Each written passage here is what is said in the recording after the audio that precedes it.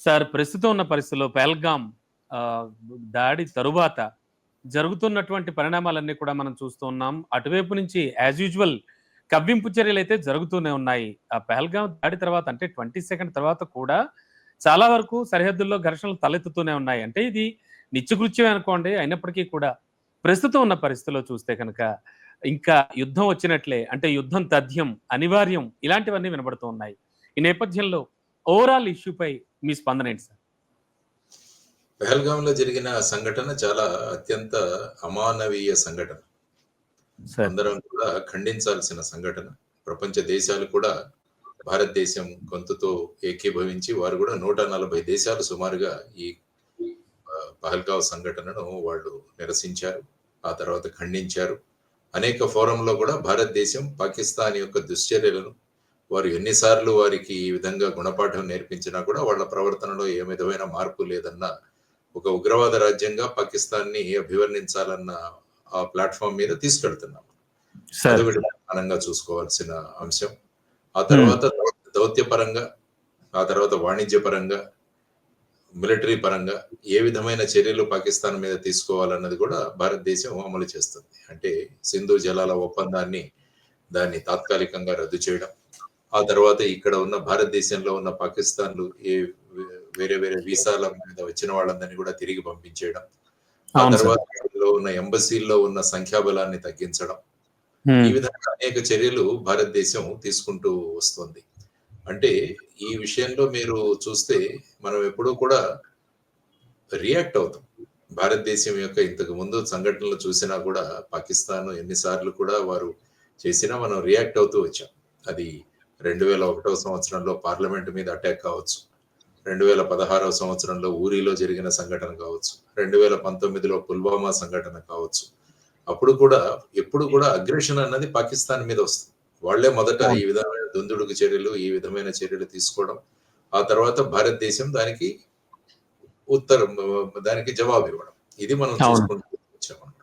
So ఈ విధంగా చూసుకుంటుంటే 2019వ సంవత్సరం నుంచి కశ్మీర్ యొక్క పరిస్థితి అసాధారణంగా మెరుగుపడింది. అక్కడ ఆర్టికల్ 370 రద్దు కావచ్చు, లేకుంటే ఆ తర్వాత అక్కడ దాన్ని కేంద్ర పాలిత ప్రాంతంగా మార్చడం కావచ్చు, బయట ఉన్న వారికి అక్కడికి వెళ్ళి ఇన్వెస్ట్మెంట్లు చేసుకోవడానికి అవకాశాలు, ఆ తర్వాత ముఖ్యంగా అక్కడ టూరిజం బాగా అభివృద్ధి. ఎందుకంటే కశ్మీర్ ఎప్పుడు కూడా టూరిజం మీద ఆధారపడే రాష్ట్రం. కానీ ఈ ఉగ్రవాదుల చర్య వల్ల చాలా టూరిస్టు ప్రాంతాలు ఏవైతే ఉన్నాయో సుమారుగా 87 ప్రాంతాలు ఉన్నాయి జమ్మూ అండ్ కాశ్మీర్ లో మీరు చూసుకుంటే టూరిస్ట్ విజిట్ చేయడానికి. సో ఆ ప్రాంతాలన్నీ కూడా మళ్ళా టూరిస్టులతో కళకళలాడిపోతుంది. సో 48 ప్రాంతాలను ఇప్పుడు క్లోజ్ చేస్తారు సార్ ప్రస్తుతానికి. ప్రస్తుతం 42 ప్రాంతాలను క్లోజ్ చేస్తున్నట్టుగా వారు ప్రకటించడం జరిగింది. ఆ తర్వాత ముఖ్యంగా మన American vice president JD Vance గారి పర్యటన ఒకటి ముఖ్యంగా మనం ఆలోచించాల్సిన అంశం. ఇంతకుముందు ఒకసారి బిల్ క్లింటన్ గారు ప్రయాణం వచ్చినప్పుడు ఐ థింక్ 2000 సంవత్సరం అనుకుంటాను, 2000 అక్కడ సుమారుగా 21 మంది సిక్కులని అక్కడ ఊచకోతకు వచ్చారు ఆ సందర్భంగా. ఆ తర్వాత సౌదీ అరేబియా క్రౌన్ ప్రిన్స్ వచ్చినప్పుడు కూడా ఇలాంటి సంఘటన జరిగింది. సో ఇప్పుడు జేడి వ్యాన్స్ గారి యొక్క విజిట్ వల్ల ఏమైందంటే మళ్ళా ఈ విధంగా ఉండడం, తర్వాత ప్రధాని మోడీ గారు సౌదీ అరేబియాలో ఉండడం, ఇవన్నీ చూసుకొని ఇక మా ఉనికికి మా అస్తిత్వానికి ఏదో ప్రశ్న ఉంది అన్న ఒక అభద్రతా భావం ఎప్పుడైతే వచ్చిందో, ఆ తర్వాత పాకిస్తాన్ మిలిటరీ జనరల్ మునీర్ ఆయన కూడా ఏప్రిల్ 15న జరిగిన ఒక కన్వెన్షన్ లో మళ్ళా భారతదేశం పాకిస్తాన్ యొక్క 2 నేషన్ థియరీని బయటికి తీసుకురావడం, ఆ తర్వాత కశ్మీర్ అన్నది పాకిస్తాన్ కి ముఖ్య నాడి అని చెప్పడం, ఆ విధంగా ఆయన వాళ్ళందరినీ కూడా ప్రేరేపించడం జరిగింది, ఆ విధంగా ఇన్సైట్ చేయడం జరిగింది వాళ్ళ ఎమోషన్స్ ని, సెంటిమెంట్స్. సో ఇవన్నీ ఆధారంగా అక్కడ పాకిస్తాన్ లో ఉన్న ఇంటర్ సర్వీసెస్ ఇంటెలిజెన్స్ అంటే ISI సంస్థ ఈ ఉగ్రవాద సంస్థను ముందు పెట్టి వాళ్ళు ఈ పెహల్గావ్లో ఈ విధమైన సంఘటనను వాళ్ళు జరిపించడం జరిగింది. దానిలో పాకిస్తాన్ ఎప్పుడు కూడా ఏదైనా ఇటువంటి సంఘటనలు జరిగినప్పుడు మా ప్రమేయం లేదని అంటుంటారు, కానీ ప్రతిసారి భారతదేశం పాకిస్తాన్ ప్రమేయం ఏంటో మనం నిరూపిస్తూనే ఉన్నాం. ఈవెన్ 2008 సంవత్సరంలో ముంబైలో జరిగిన 26/11 కసాబు వీళ్ళ దాడుల్లో కూడా మా సంబంధం లేదన్నారు. ఆ తర్వాత భారతదేశం వాళ్ళ యొక్క ప్రమేయం ఎలా ఉందో చూసాం. అదేవిధంగా తహూర్ రజా ఎవరైతే ఇందులో ముఖ్యమైన పాత్రధారో హెడ్లీతో పాటు అతను ఏ విధంగా చేశాడన్న దాన్ని కూడా, అతన్ని కూడా NIA కస్టడీలో ఇప్పుడు ఉన్నాడు. అమెరికా అవును సార్. నుంచి ఇతన్ని ఎక్స్ట్రాడిషన్ తీసుకురావడం జరిగింది. సో ఈ అన్నింటిని ఒకసారి ఊహించుకుంటే మా ఉనికి ఎక్కడో మేము కోల్పోతున్నాం. ఈవెన్ అమెరికా నుంచి దూరం అయిపోతున్నాం, చైనా నుంచి దూరం అవుతున్నాం, గల్ఫ్ కంట్రీల నుంచి దూరం అవుతున్నాం. ఈ విధమైన తర్వాత బలూచిస్తాన్ లో జరుగుతున్న ఈ బలూచ్ రెవల్యూషనరీ ఆర్మీ దానివల్ల ఇంటర్నల్ ప్రాబ్లమ్స్ కూడా పెరిగిపోయాయి. ఒకవైపు ఎకానమీ మొత్తం పోయింది. పాకిస్తాన్ ప్రస్తుతం ఏం చేస్తుందంటే అప్పులు తెచ్చుకోవడం, ఉన్న అప్పులను తీర్చడం. ఇదే తప్ప అవునండి. ఇంకా వేరే ఎకనామిక్ తీవ్రమైన ఆర్థిక యాక్టివిటీ లేదు. సంక్షోభంలో కూరుకుపోయింది సార్. అవును. ఆర్థిక సంక్షోభంలో కూరుకుపోయింది. శ్రీలంక లాంటి పరిస్థితులు అక్కడ కూడా వచ్చేసాయి. కాబట్టి అవును సార్. వీటన్నిటిని ముందుకు తీసుకువెళ్ళాలంటే కశ్మీర్‌ను మళ్ళా ముందుకు తీసుకురావాలన్న ఉద్దేశ్యంతో ఈ చర్యలు జరిపారన్నది నా రియాక్షన్ అండి. Yes sir. సార్ అంటే ఇప్పుడున్నటువంటి కండిషన్‌లో కనుక ఒకవేళ వార్ అనేదే కనుక డిక్లేర్ అయితే పాకిస్తాన్‌కి ఖచ్చితంగా చైనా అయితే సపోర్ట్ చేస్తుంది. అంటే పరోక్షంగా చైనాతో మనం వార్ చేస్తున్నట్టుగానే ఉంటుంది అని కూడా నిపుణులు అభిప్రాయపడుతున్నారు. సరే ఆ విషయాన్ని పక్కన పెడితే ఇది ఒక అంటే అత్యాధునిక టెక్నాలజీతో కూడుకున్నటువంటి యుగం అండి ఇప్పుడు. మరి ఈ అవును. నేపథ్యంలో ఖచ్చితంగా బయో వెపన్స్ కానీ అంటే ఒక కొంచెం తీవ్ర పరిణామాలు తీసుకొచ్చేటువంటి వెపన్స్ ఏమైనా వాడే ఛాన్స్ ఏమైనా ఉందంటారా? పాకిస్తాన్ అసలు ఏం ఆలోచిస్తోంది? ఇంత ఆర్థిక సంక్షోభంలో ఉండి ఏం మూట కట్టుకుందామని ఈ ప్లాన్ చేస్తోందనుకోవచ్చు సార్. అంటే ఏమవుతుందంటే ఇక డెస్పరేషన్ అది. తరువాత ఇంటర్నల్‌గా కూడా టోటల్ అడ్మినిస్ట్రేషన్ కొలాప్స్. ఆ! సో అందులో యెస్ సార్. ప్రజలు రెచ్చగొట్టాలంటే ఇక మతము, కాశ్మీర్ హ్మ్. రెండే ఉపయోగపడతాయి. సో ఈ రెండిటిని రెచ్చగొట్టే ప్రయత్నాలు వాళ్ళు పుష్కలంగా చేశారు, ముమ్మరంగా చేశారు. ఈసారి పతాక స్థాయికి చేరుకుందది. ఆ అవును సార్. తర్వాత చైనా గురించి వస్తే కూడా చైనా కూడా అంత సన్నిహితంగా లేదు పాకిస్తాన్‌కి. ఈ మధ్య కాలంలో మీరొకసారి అనలైజ్ చేస్తే. చైనా హ్మ్. అన్నవాళ్ళు ఒక ప్రతిష్టాకరంగా ఆలోచించి, ప్రతిష్టాత్మకంగా బెల్ట్ అండ్ రోడ్ ఇనిషియేటివ్ అని ఒకటి చేశారు. అంటే ఆ! అనేక దేశాల నుంచి వాళ్ళ రూట్స్, తర్వాత ఇవన్నీ అవును. ఇన్‌ఫ్రాస్ట్రక్చర్ డెవలప్ చేయడం అన్నది వాళ్ళ ఒక పెద్ద ప్రాజెక్ట్. అందులో హ్మ్. పాకిస్తాన్‌లో కూడా చాలా ప్రాజెక్ట్స్ ఉన్నాయి. అందులో ఏంటంటే ఆ దేశాలు కాంట్రిబ్యూట్ చేయాలి. దాంతో పాటు చైనా కూడా కాంట్రిబ్యూట్ చేస్తుంది. కానీ యెస్ సార్. పాకిస్తాన్ ఆర్థిక పరిస్థితి ఎంత దారుణంగా ఉందంటే వారు ఏమీ పెట్టుబడి పెట్టలేకపోతున్నారు. హ్మ్. దానితో అనేక belt and road initiative projects చైనాలో ఆగిపోయాయి. అవునండి. అవి తర్వాత చాలా ముఖ్యంగా ప్రతిష్టాత్మకంగా తీసుకుంది చైనా. Yes sir. హ్మ్. హ్మ్. మొన్న ఈ బలూచ్ రెవల్యూషన్ ఆర్మీ కూడా ఒక 8 మంది చైనా ఇంజినీర్‌లను ఆ బార్డర్‌లో వాళ్ళు పక్కన పెట్టుకున్నారు. ఆ! So, sir. దానివల్ల కూడా చైనా చాలా కోపంగా ఉంది పాకిస్తాన్ మీద. హ్మ్. సో, ఈ విధంగా మా ఇంజినీర్లు. తర్వాతేంటంటే ప్రస్తుతం చైనా వాణిజ్య యుద్ధంలో బిజీగా ఉన్నారు వాళ్ళు. Trade war. అంటే అవును. ట్రేడ్ వార్ జరుగుతుంది. అవును. వచ్చిన తర్వాత సుమారుగా 245% సుంకాలు విధించడం. ఆ హ్మ్. తర్వాత ఏ విధంగా దాని నుంచి బయటికి రావాలి. In fact Trump China yes sir. China వాణిజ్య పరంగా భారతదేశానికి దగ్గరవుతున్న ఆలోచనలు గూడా మొదలయ్యాయి. కాబట్టి హ్మ్. ఇటువంటి పరిస్థితులలో ఈ సంఘటన ఏదైతే ఉగ్రవాద చర్యో దీన్ని బ్లైండ్‌గా సపోర్ట్ చేస్తూ చైనా గూడా వారితో వెళ్ళిందంటే, చైనా మళ్ళా ఒకసారి ఎక్స్‌పోజ్ అవుతది ఇంటర్నేషనల్ లెవెల్‌లో. అవును ఆల్రెడీ సార్. అమెరికాతోనే కాదు మిగతా దేశాల నుంచి కూడా ఆంక్షలు ఎదుర్కొనే ప్రమాదం. హ్మ్. సో, ఇటువంటి పరిస్థితుల్లో చైనా అన్నది పాకిస్తాన్‌కు సహాయం చేస్తున్నదన్నది మనం ఓపెన్‌గా చేయకపోవచ్చు కానీ, మేబీ వారు ఇండైరెక్ట్‌గా సహాయం చేసే ప్రయత్నాలు గూడా చేయవచ్చు గానీ, కాబట్టి యెస్. ఏదైతే మనం అందరూ అనుకుంటున్నారో చైనా పాకిస్తాన్‌తో ఉంటున్న దాంట్లో అంత గొప్పగా ఉండకపోవచ్చు. కానీ, ఇప్పుడు చూస్తే చైనా వాళ్ళు పాకిస్తాన్‌తో పాటు మాకొక ఇండిపెండెంట్ ఎంక్వైరీ కావాలి, న్యూట్రల్ ఎంక్వైరీ కావాలన్నది ఒక పాకిస్తాన్ వాళ్ళు చెప్పిన దాన్ని చైనా గూడా సమర్థించింది. సో, అవునండి. అది అవును. చూస్తే ఒక రకమైన సపోర్ట్ ఏదైతే అనుకుంటామో. తర్వాత నిన్న జరిగిన United nations security council resolution అప్పుడు కూడా హ్మ్. చైనా వాళ్ళు వీటో ప్రయోగించలేదు గానీ, యూఎన్ సెక్యూరిటీ కౌన్సిల్ మీద వారు ప్రభావం చూపించి, దీన్ని టోన్ డౌన్ చేశారు.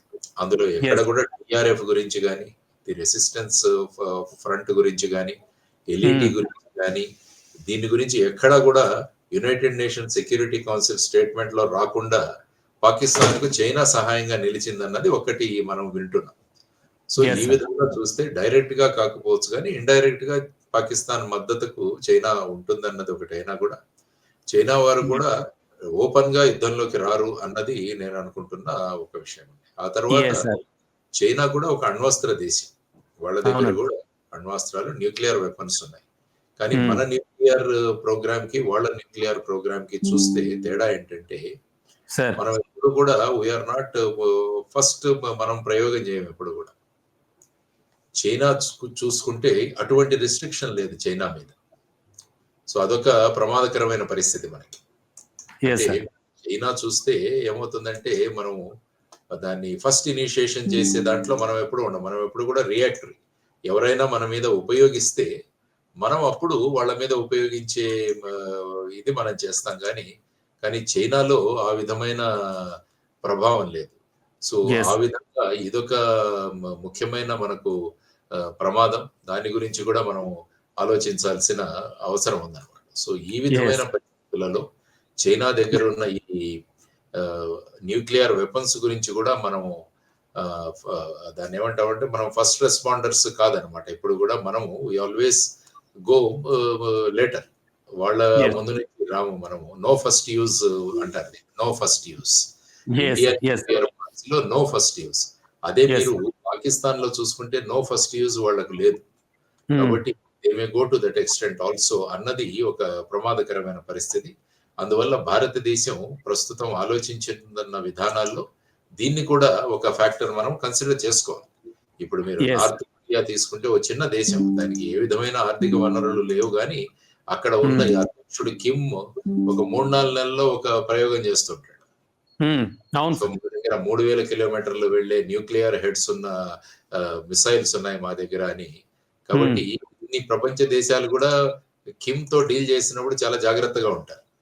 అవునండి. దానికి ప్రధానమైన కారణం న్యూక్లియర్ వెపన్స్ ఉండడం. కాబట్టి అవునండి. పాకిస్తాన్ కూడా న్యూక్లియర్ కేపబిలిటీ ఉంది కాబట్టి మనం ఆల్ అవుట్ వార్ వెళుతున్నప్పుడు ఈ ఫ్యాక్టర్ ను కూడా తీసుకోవాల్సిన ఒక అవసరం.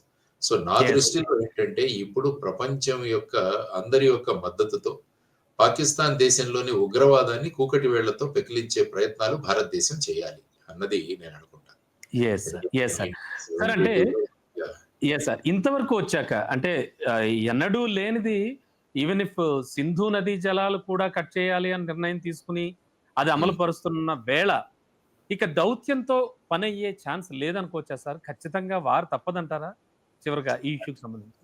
అంటే అమెరికా చూస్తే డొనాల్డ్ ట్రంప్ ఏమన్నారంటే both countries should find a way of solving the issue అని ఆయన మాట్లాడుతున్నాడు. అవునండి. అవును. పాకిస్తాన్ భారత్ రెండు కూడా నాకు దగ్గరవే అని ఆయన మాట్లాడాడు. అవునండి. ఆ విధమైన ఆయన అబ్జర్వేషన్స్ కూడా చేయడం జరిగింది. కాబట్టి దే విల్ ఫైండ్ ఏ వే అన్నట్టుగా ఆయన మాట్లాడారు. కాబట్టి డెఫినెట్ గా ఈ టెన్షన్స్ అన్న వాటిలను పరిష్కరించడానికి అన్ని దేశాలు కూడా చూస్తున్నాయి కానీ మనం ప్రతిసారి ఎన్నిసార్లు ఈ ఓపిక పట్టాలన్నది కూడా మన దేశంలో జరుగుతున్న ప్రధానమైన చర్చ అయింది. అంతేగా సార్. ఓర్పు కూడా ఒక హద్దు ఉంటుంది. కూడా ఒక హద్దు ఉంటుంది. కాబట్టి దానికి కూడా ఎట్ ది సేమ్ టైం ఒక రోగ్ నేషన్ తో మనము యుద్ధానికి వెళ్ళాలన్నా కూడా ఒక ఆలోచించాల్సిన అంశం. అంటే వాళ్ళకి పోయేదేమీ లేదు. ఎందుకంటే మనం ఎకానమీలో బ్రహ్మాండంగా ముందుకెళ్తున్నాం. ఆర్థికంగా మనం 5వ ఆర్థిక వ్యవస్థలో ఉన్నాం. త్వరలో అది 3వ స్థానంలో మనం వెళ్ళబోతున్నాము. కాబట్టి ఇటువంటి పరిస్థితుల్లో ఏమవుతుందంటే ఇదంతా కూడా డైవర్ట్ అవుతుంది మనకి. ఇప్పుడు చూసుకుంటే యుద్ధం ఫుల్ ఫ్లెడ్జ్డ్ గా మొదలు పెడితే మన ఎకనామిక్ రిసోర్సెస్ ఇవన్నీ కూడా ఉంటుంది. తర్వాత ఏంటంటే వాళ్ళ నుంచి కూడా రెసిస్టెన్స్ ఎదురవుతుంది. ఇది చిన్న దేశం కాదు. వాళ్ళ దగ్గర కూడా F-16s ఇలాంటి విమానాలు, తర్వాత ముఖ్యంగా న్యూక్లియర్ వెపన్స్ ఇవన్నీ ఉన్నాయి. కాబట్టి ఈ జనరల్ గా ఈ రోజు దౌలత్ గారు అని చెప్పి is an expert on Kashmir, X R&D chief. ఆయన కూడా అన్నారు the war should be the last resort. అదొక చివరి అన్యాయంగా మనం చూడాలి కానీ దాన్ని ముందుగా మనం తీసుకెళ్లే పరిస్థితి ఉండకూడదు. కాబట్టి ముఖ్యంగా టెర్రరిజం మీద యుద్ధం, అది కూడా ఇంతకు ముందు లాగా కాకుండా అన్ని దేశాల యొక్క మద్దతుతో ఒక లాంగ్ స్ట్రాటజీ మాట్లాడుకొని అసలు టెర్రరిజం అంటేనే అక్కడ ఉండే ప్రసక్తి లేకుండా మనం చేయగలిగితే అక్కడ తలదాచుకున్న అంతర్జాతీయ ఉగ్రవాదులు ఎవరైతే ఉన్నారో దావూద్ ఇబ్రహీం లాంటి వాళ్ళు, హఫీజ్ సయ్యద్ లాంటి వాళ్ళు, మౌలానా మసూద్ అజర్ లాంటి వారు, వీళ్ళందరినీ కూడా మళ్ళా మన భారతదేశానికి తీసుకురావాలి. ఎందుకంటే వాళ్ళంతా కూడా అక్యూజ్డ్. మనం IC-814 ఇండియన్ ఎయిర్లైన్స్ ఫ్లైట్ యొక్క వాళ్ళంతా కూడా ఇందులో దే ఆర్ ఆల్ ఇన్వాల్వ్డ్.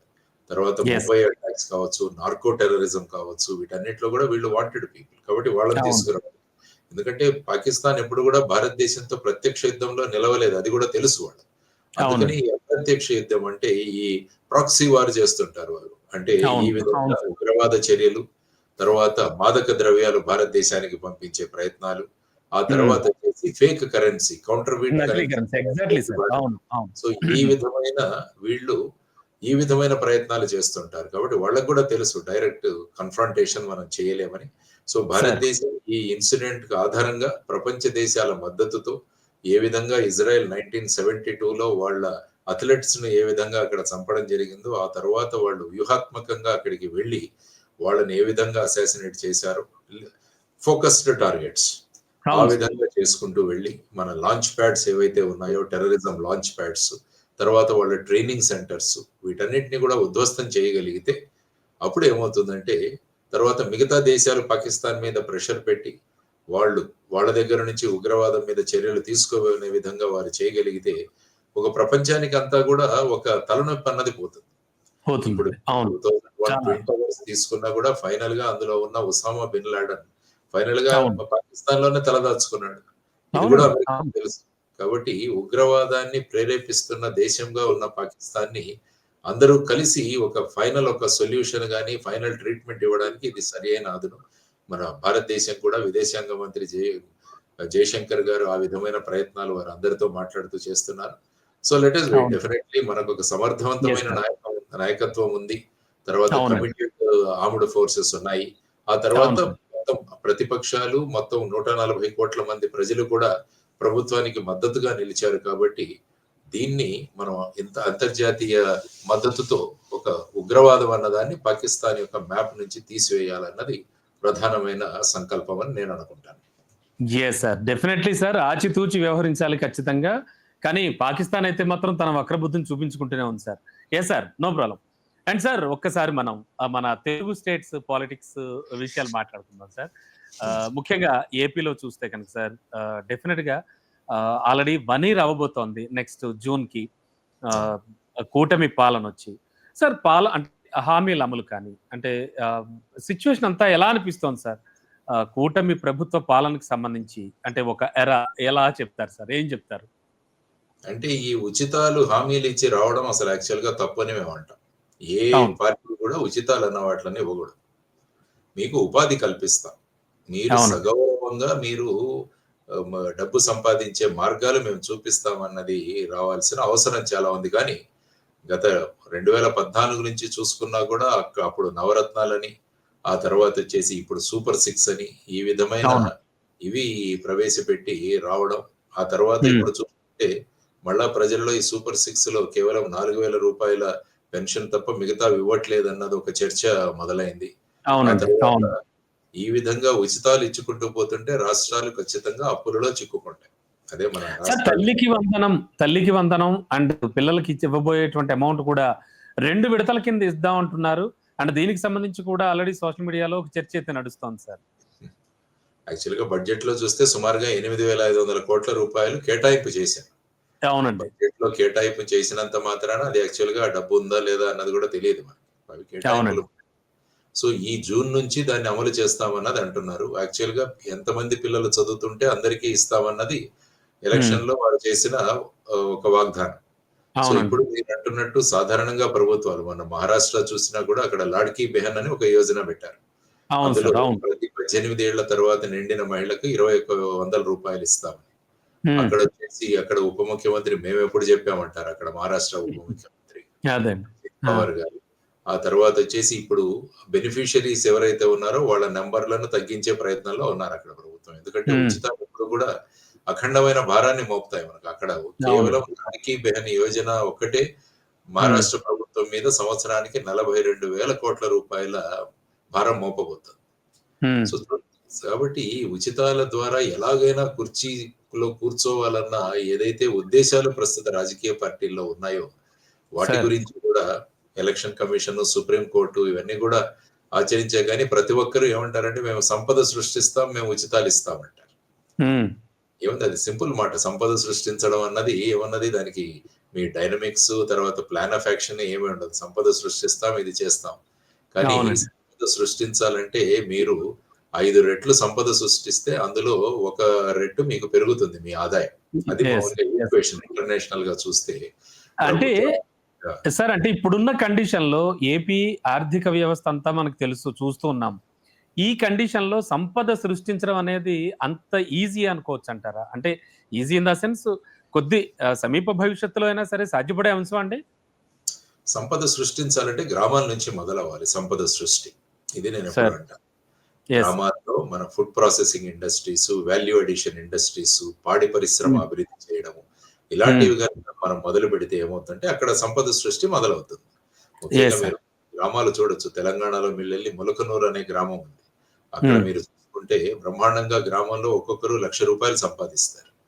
అక్కడ పాడి అవును. ఉంది. తర్వాత వ్యవసాయం ఉంది. ఆ తర్వాత మీకు డైరీ ఫార్మ్ ఉంది. కోఆపరేటివ్ బ్యాంక్ ఉంది. ఇవన్నీ కూడా మనం గ్రామాలను ఎప్పుడైతే బలోపేతం చేస్తామో అప్పుడు సంపద సృష్టి గ్రామాల నుంచి మొదలవుతుంది. మనం అవునండి. ఎప్పుడు ఏంటంటే స్మార్ట్ సిటీస్, సిటీ అభివృద్ధి ఇవే అవునండి. మాట్లాడుతున్నాం గానీ స్మార్ట్ విలేజెస్ ఎందుకు ఉండకూడదని అనుకోవాలి. ఆ అదే. తర్వాత వచ్చేసి స్కిల్ మ్యాపింగ్ ఏదైతే ఉందో మన పిల్లలు చాలా మంది చదువుకుంటున్నారు. అవునండి. చదువుకుంటున్న వాళ్ళందరికీ కూడా ఉద్యోగాలు మనం ప్రభుత్వం సృష్టించలేదు. ఆ తర్వాత సృష్టించాలంటే వీళ్ళని ఎంటర్‌ప్రెన్యూర్స్‌గా మనం మార్చగలగాలి. వాళ్ళకు మార్చాలి. తగిన సహాయం చేస్తూ, వాళ్ళను మార్గదర్శనం చేస్తూ, ఆ హ్మ్. విధంగా మనం ముందుకు వెళ్ళాలి. సెల్ఫ్ హెల్ప్ గ్రూప్స్ ఏవైతే ఉన్నాయో డ్వాక్రా గ్రూపులకి వాళ్ళకు సరియైన ఆర్థిక మద్దతు ఇస్తూ, ప్రతి గ్రామానికి కూడా ఇప్పుడు మీరు కేరళ చూసుకుంటే ప్రతి గ్రామానికి సంవత్సరానికి 4-5 కోట్ల రూపాయలు రాష్ట్ర ప్రభుత్వం ట్రాన్స్‌ఫర్ చేస్తుంది. ఎస్ అంటే సార్. 29 సబ్జెక్టులు ఏవైతే ఉన్నాయో మన 73 అమెండ్మెంట్‌లో ఆ 29 సబ్జెక్టులు గ్రామ పంచాయతీ అమలు చేస్తుంది. గ్రామ సార్. సర్పంచ్ అంటే గ్రామంలో సీఎం అతను. హ్మ్. మరి సీఎం గూడా ఫండ్స్ లేకుంటే ఏమీ పని చేయలేడు. అదేవిధంగా సర్పంచ్ కూడా అంతే ఫండ్స్ కదా! లేకుండా ఏమీ చేయలేడు. అంతే కాబట్టి కదా ఆ సార్. విధంగా మనం ఆలోచిస్తూ ముందుకు వెళ్ళాలి. తర్వాత మనకు 974 కిలోమీటర్ల తీర ప్రాంతం అవునండి. అవును. కోస్టల్. సో, ఈ కోస్టల్‌లో ఎంత టూరిజం డెవలప్ చేయొచ్చో ఆలోచించండి మీరొకసారి ఆలోచిస్తే. అవును సార్. ఒక అవును. చిన్న ఒక 25 కిలోమీటర్ల పరిధిలో ఉన్న గోవా టూరిజం మీద ఎంత సంపాదిస్తోందండి? అవును. అదే ప్రధాన ఆదాయ వనరు కదా సార్ గోవాకి. ఆ! సో, ఇంత ఎస్ సార్. 974 కిలోమీటర్ల తీర ప్రాంతం ఉన్నది. తర్వాతొచ్చేసి బీచ్ సాండ్ నుంచి కూడా అనేక మినరల్స్ ఎక్స్‌ట్రాక్ట్ చేయవచ్చు. ఇవన్నీ కూడా అవునండి. చేసుకోవచ్చు మనం కావాలంటే. తర్వాత ప్రతి జిల్లాను ఒక ఇండస్ట్రియల్ కేంద్రంగా మనం పెట్టుకోవాల్సిన అవసరం ఉంది. ఏ విధంగా అవును సార్. తమిళనాడులో మీరు చూస్తే సేలంలో సేలం స్టీల్, తరువాత మీకు శివకాశిలో ప్రింటింగు మరియు ఈ బాణాసంచా. ఆ బాణసంచా. తర్వాత అవునండి. అవును. కుటీర కోయంబత్తూరులో పరిశ్రమల్లా మీరు ఉంటాయి అక్కడ. చూసుకుంటే అవును. వాటరు ఇవన్నీ. ట్రిచీలో చూసుకుంటే ట్రాన్స్‌పోర్ట్ హబ్బు. తర్వాత అవునండి. తిరుపూర్‌లో చూసుకుంటే హొయసరీ. ఇవన్నీ హ్మ్. కూడా లక్షలాది మంది అక్కడ చూస్తారు. అందుకనే తమిళనాడులో ఉన్నవాళ్ళు బయట మీకు ఉద్యోగాల కోసం కనపడరు మీకెక్కువగా. అవునండి. తక్కువుంటారు. కరెక్టే సార్. మహారాష్ట్ర నుంచి తక్కువుంటారు. తమిళనాడు నుంచి తక్కువుంటారు. కారణం ఏంటంటే అక్కడ ప్రతి జిల్లాలో కూడా ఏదో ఒక ఎకనామిక్ యాక్టివిటీ ఉంటుందక్కడ. సో, ఆ ఆయా విధంగా అంటే లోకల్‌గా ప్రసిద్ధి చెందినటువంటి చిన్న చిన్న పరిశ్రమలు. పరిశ్రమలు. సో, అదే మోడల్‌ని మనం తీసుకురావాలిక్కడ. మనం ఏం చేస్తామంటే పెద్ద హెవీ ఇండస్ట్రీస్, పెద్ద కంపెనీలు రావాలని అనుకుంటాం గానీ, యాక్చువల్‌గా ఒక ఎకానమీ అన్నది ముందుకు వెళ్ళాలంటే, చిన్న పరిశ్రమలు, కుటీర పరిశ్రమలు, ఎంఎస్ఎంఈలు ఇవే ప్రధానంగా చూసుకోవాలి. భారతదేశ యెస్ సార్. మీరు ఎకానమీ మీరు మీరంటున్న ఐడియా చాలా బావుంది సార్. గ్రామాల నుంచి పటిష్టం చేయాలి అనేది చాలా అద్భుతమైన ఐడియా. నిజం సార్ అది. కరెక్ట్. అది యెస్ సార్. చేస్తే సంపద సృష్టిస్తుంది. ఎందుకంటే మనం సంపద సృష్టి గురించి మాట్లాడితే ఈ విషయానికొచ్చాం మనం. సో, అవును ఆ సార్. అవును. విధంగా చేస్తూ ముందుకు వెళ్ళాలి. ప్రతి ప్రాంతం అభివృద్ధి చెందేటట్టు చూడాలి అన్నది ప్రధానమైన మనం మాట్లాడుకోవాల్సిన అంశం. అది సాధ్యమే. Yes. Yes sir. Yes sir. Sir and Pawan Kalyan deputy సీఎంగా ఆయనకు కూడా 1 ఇయర్ పూర్తవుతోంది. స్పెషల్‌గా ఆయన రోల్ గురించి ఎందుకంటే ఆయన మీద ఆసక్తి ఎక్కువ ప్రజలకి. అండ్ ఆయన చేస్తున్నటువంటి పనులు గాని, ఆఫ్‌కోర్స్ ఆయన శాఖలకు సంబంధించి ఇవన్నీ కూడా ఎట్లా ఉంది సార్ ఆయన సిట్యుయేషన్ ఏమన్నా చెప్తారా మీరు? ఆయనకు ప్రధానమైన 5 శాఖలు వారికి కేటాయించడం జరిగింది. అవును సార్. ముఖ్యంగా గ్రామీణాభివృద్ధి, పంచాయతీరాజ్, తర్వాత మన ఫారెస్ట్, అటవీ శాఖ, అవునండి. ఆ తర్వాత సైన్స్ అండ్ టెక్నాలజీ, తర్వాత జలజీవన్ మిషన్ అంటే గ్రామంలో వాటర్ అవునండి. సప్లై. సో, ఈ విధంగా వారికి అతి ముఖ్యమైన విభాగాలు కేటాయించడం జరిగింది. దానితో పాటు జనసేన పార్టీకి టూరిజం మరియు సివిల్ సప్లైస్ ఇవి కూడా అవునండి. కేటాయించారు. ఇది ముగ్గురు మంత్రులకి. సో, ఇవి అవునండి. చాలా ప్రధానమైనది. ఎందుకంటే నేను ఇంతకు ముందు మాట్లాడినట్టు భారతదేశం అభివృద్ధి చెందాలన్నా, ఆంధ్రప్రదేశ్ అభివృద్ధి చెందాలన్నా గ్రామాలు అభివృద్ధి చేయడం చాలా అవసరం. సో, అవునండి. వాళ్ళు మాట్లాడుతూ గ్రామాల్లో ముఖ్యంగా రోడ్స్ కొన్ని 3000 కిలోమీటర్ల రోడ్లు మళ్ళా వాట్ల రిపేర్స్ అవి చేయడం జరిగిందని చెప్పారు. ఆ తర్వాత గ్రామీణ ప్రాంతాల్లో పాడి పరిశ్రమ అభివృద్ధి చెందడానికి గోకులాలు డెవలప్ చేయడం జరిగిందని వారు చెప్పారు. తర్వాత అవునండి. వచ్చేసి పంచాయతీల యొక్క అభివృద్ధి కోసం వారు గ్రామ సభలను ఏర్పాటు చేయడం జరిగింది. మొత్తం ఇది ఒక హ్మ్. గిన్నిస్ బుక్ ఆఫ్ రికార్డ్‌లో ఎక్కింది. ఒకే రోజు సుమారుగా 16,000 గ్రామ సభలు కండక్ట్ చేయడం. తర్వాత గ్రామ అవునండి. సభ లెవెల్‌లో వేసిన నిర్ణయాలను అమలు చేయడం. అందుకని నేను హ్మ్. అదే కోరుకుంటున్నాను. ఏ విధంగా అయితే కేరళ మోడల్ ఉందో, ప్రతి గ్రామ పంచాయతీకి మనం నిధులు కేటాయించాలి. హ్మ్. తర్వాత 29 విషయాలు ఏవైతే ఉన్నాయో అవి గ్రామాల ద్వారా జరిగేటట్టు చూడాలి. ఎందుకంటే గ్రామ సచివాలయాలు ఆల్రెడీ పనిచేస్తున్నాయి మన దగ్గర. అవునండి. అవును.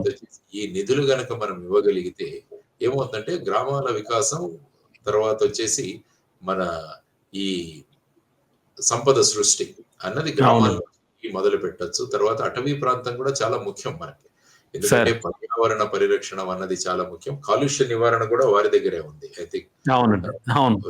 పొల్యూషన్ కంట్రోల్ బోర్డ్స్ అన్ని కూడా వారి దగ్గరికే వస్తాయి.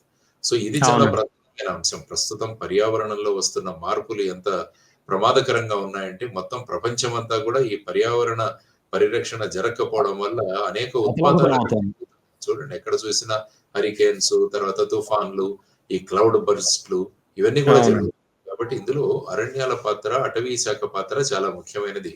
కాబట్టి ఆ విధంగా మనం ట్రీ ప్లాంటేషన్ కావచ్చు, తర్వాత అటవీ ప్రాంతంలో ఉన్న సంపదను మనం ఏ విధంగా ఇండస్ట్రియల్ రూపంలో మనం తీసుకురావడం, ఇవన్నీ కూడా ముఖ్యమైన విషయాలు. కాబట్టి అవును సార్. యాక్చువల్‌గా ఐ అవును. థింక్ ముఖ్యమంత్రి గారు ర్యాంకింగ్స్ కూడా ఇచ్చినట్టున్నారు మినిస్టర్స్. అవునండి. అవును. ఆ హ్మ్. ర్యాంకింగ్ ప్రకారం కూడా వారే ఆ విధంగా నేను ర్యాంకింగ్స్ ఇస్తాను అన్నారు. ఆ విధంగా వాళ్ళు ముందుకెళ్తున్నారు. సో, అతి ముఖ్యమైన శాఖలు వారి దగ్గర ఉన్నాయి కాబట్టి వారిని ఆయన తిరుగుతున్నారు, ప్రజలతో కలుస్తున్నారు, అనేక విషయాలను తెలుసుకుంటున్నారు. ముఖ్యంగా మన్యం ప్రాంతాలు, గిరిజన ప్రాంతాల్లో గూడా వారు అవునండి. పర్యటించి అక్కడ ఉన్న సమస్యలను గూడా తెలుసుకొని, అక్కడ ఒక సంవత్సరం లోపు ఈ డోలీలు ఏవైతే ఉన్నాయో, ఆ విధంగా డోలీలలో ఆహ్, అక్కడ ఉన్న వీళ్ళనెవరైనా రోగులు గాని, పేషెంట్స్ గాని గర్భిణులు అవునండి. ఈ గర్భిణులు కూడా డోలీల చాలా ఇబ్బంది కష్టాలు పడుతున్నారు. కాకుండా అవును. గర్భిణీ స్త్రీలు ఎదుర్కొంటున్న సమస్యలు వీటన్నిటిని కూడా ఒక సంవత్సరంలో పరిష్కారం దొరుకుతుందని వారు చెప్పారు. Yes. These are all positive things they are happening. Yes. అవును సార్. అవును సార్. అండ్ సార్ ముఖ్యంగా ఏపీలో చూస్తే కనుక నౌ-ఏ-డేస్ అంటే ఈ ల్యాండ్ అలాట్‌మెంట్స్‌కి సంబంధించి, ల్యాండ్ అలొకేషన్స్‌కి సంబంధించి ఒక చర్చ అయితే నడుస్తోంది. అంటే టీసీఎస్‌కి ఆల్రెడీ కేటాయించారు. ఓకే. మంచి పేరున్న కంపెనీ. ఉర్సా అని చెప్పేసి ఒక కంపెనీకి కేటాయించారని ఇలా చాలా చాలా వార్తలు వినబడుతూ ఉన్నాయి. వాటికి సంబంధించి చర్చోపచర్చలు నడుస్తున్నాయి. యాక్టివ్‌గా ఉన్న సోషల్ మీడియా యాక్టివిస్టులందరూ కూడా తలో విధంగా స్పందిస్తూ వస్తున్నారు. ఈ ల్యాండ్ అలొకేషన్స్ అన్నవి ఇప్పుడు ఈ ప్రభుత్వం వచ్చాకనే మొదలైనవైతే కొత్తవి కాదండి. ఇదివరకటి నుంచి ఉన్నాయి కదా సార్. మనం ఇదివరకు వైఎస్ఆర్ గారి టైంలో కూడా ల్యాండ్ అలొకేషన్స్ అండ్ చాలా చాలా వివాదాలున్నాయి. అండ్ ఇవన్నీ జరుగుతూ వస్తున్నాయి. మరి ఇప్పుడే ఎందుకింత యాక్టివ్‌గా వీటిపై స్పందిస్తూ ఉన్నారు? అండ్ వెంటనే ప్రభుత్వం కూడా గెజెట్ ఓన్లీ టీసీఎస్ ల్యాండ్స్‌కే రిలీజ్ చేయడం, ఆ ఉర్సా కంపెనీని పక్కన పెట్టడం ఇలాంటివన్నీ జరుగుతూ వస్తున్నాయి. ఏమనిపిస్తోంది సార్ ల్యాండ్ అలొకేషన్స్‌కి సంబంధించి ఏం చెప్తారు? ప్రభుత్వంలో ఎప్పుడు కూడా పారదర్శకత ఉండాలి. అవును ఏ సార్. పని చేసినా గూడా ప్రభుత్వం పారదర్శకంగా నేనదే అంటాను. ప్రభుత్వం యొక్క ఫైల్స్ అన్నీ గూడా ఆన్‌లైన్‌లో ప్రజలు చూసుకునే అవకాశం ఉండాలంటాను నేను. హ్మ్. మేము మా జయభారత్ నేషనల్ పార్టీలో గూడా అదే చెప్పాం మా అవును. మేనిఫెస్టోలో. హ్మ్. ప్రభుత్వ ఫైల్స్ అన్నీ గూడా మీరు డైరెక్ట్‌గా చూసుకోవచ్చు. ఎవరు ఏ కామెంట్స్ రాసారన్నది గూడా ప్రజలు చూసుకోవచ్చు. అంటే ఆర్‌టీఐ సార్ ఆర్‌టీఐ ఎప్పుడైతే వచ్చిందో అప్పటినుంచి కూడా అవైలబిలిటీ బానే ఉన్నట్టుంది కదా సార్? ఇంకా కావాలంటారా? ఆర్‌టీఐ అప్లికేషన్ గూడా ఎందుకు పెట్టాలని నేనంటాను. Yes sir. ఏ చట్టం ఓకే. ఎందుకు? మొత్తం ఇన్ఫర్మేషనే మీరు ఓపెన్ సోర్స్‌లో మీరు డాష్‌బోర్డ్‌లో పెట్టేస్తే ప్రతి ఇది ఫైల్‌ను గూడా ప్రతి ఉండదు. ఒక్కరు కూడా చూసుకోవచ్చు. ఏముంది? ప్రభుత్వ యెస్ సార్. ప్రతి నిర్ణయం కూడా పారదర్శకంగా ఉందని చెప్పాలి. ఏదైనా వ్యతిరేకంగా ఎవరైనా కామెంట్ చేస్తే వాళ్ళ మీద కౌంటర్ కామెంట్ చేయకుండా డిస్కషన్‌కి పిలవాలి. రండి అవునండి. చర్చిద్దాం. ఇందులో ఎందుకంటే ప్రభుత్వ భూములు అన్నది పారదర్శకత చాలా ఇంపార్టెంట్. ఎక్కడ అవును. కూడా నెపోటిజం గాని, మనవాళ్ళు, హ్మ్. పరవాళ్ళు అని కాకుండా వీరికైతే ఇంత, వారికైతే ఇంత ఆ విధంగా కాకుండా ఒక యూనిఫార్మ్ సిస్టమ్ అని ఉండాలి. సిస్టమ్‌లో కాకుండా రాగద్వేషాలకు అతీతంగా ఉండాలి సార్. ఎగ్జాక్ట్‌లీ. కరెక్ట్. అంటే హ్మ్. మీరు మంత్రులు గాని, ఎమ్మెల్యేలు గాని వాళ్ళు తీసుకుంటున్న ప్రమాణం ఏదైతే చూస్తే మేము రాగద్వేషాలకు అతీతంగా మేము పనిచేస్తామంటారు. అవునండి.